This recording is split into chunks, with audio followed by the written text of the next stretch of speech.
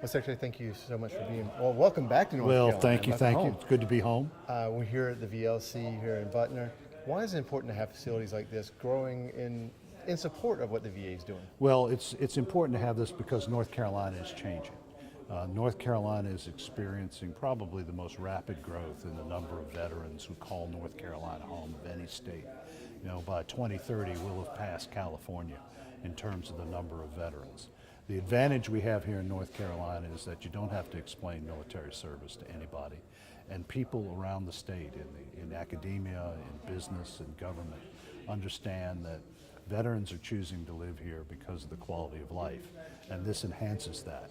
It also brings together the private sector and VA to help veterans who are in crisis. And that is an issue that we confront every day, particularly with mental health and suicide.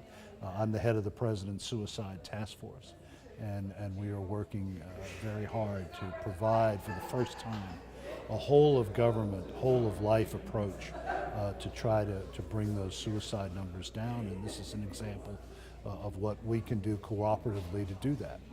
I know we're not in the Charlotte market here and not in Richmond, but Richmond was one of the first mayor's challenges on suicide prevention, and now Charlotte is part of that as well. That's right. And it's, again, big part of what you're trying to reduce the number of suicides.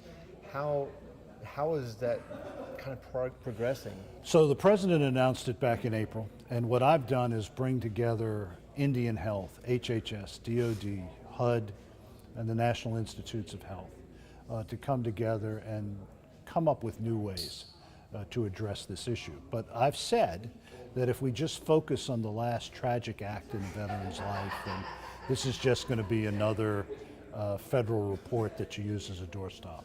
If we don't begin the national conversation on mental health and addiction, then we won't get anywhere.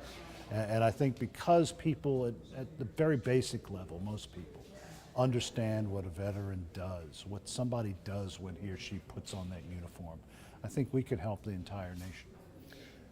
We're coming into fall soon. Yes. Which, as you know, here in North Carolina can mean hurricane season. Yeah. Last year we had a pretty big one come through, interrupted some of the locations down in eastern North Carolina.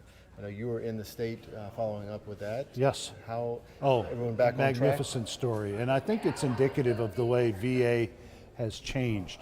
We're a more rapidly responding department than we have been in the past.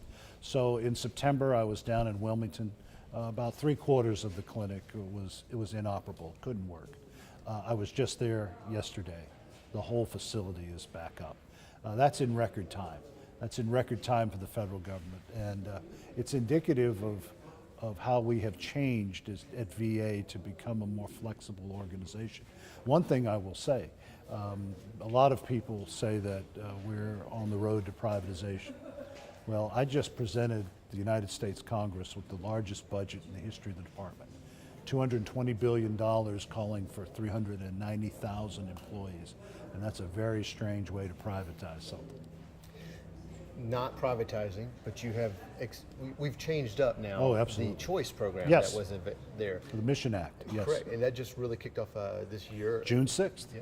How has the rollout gone with the changeover with that now? It's been wonderful. We started it on June 6th, and we had 44,000 calls that first day. Let me tell you quickly what Mission is. It's two parts. The first part says if you are a veteran, we are now giving you the option to look in the private sector if we can't provide you care in a timely manner. That's not a really big problem here in North Carolina, because you look down the road at Durham VA, Duke University is right across the street, or it's connected to the hospital, and we have an incredible medical infrastructure here. The biggest change for North Carolina veterans is the second part of that Mission Act, which allows them access to urgent care. And it puts them on the same level as their neighbors are, and it keeps veterans out of the emergency room with things like flu or a fever or a sprained ankle. I see that's the biggest change.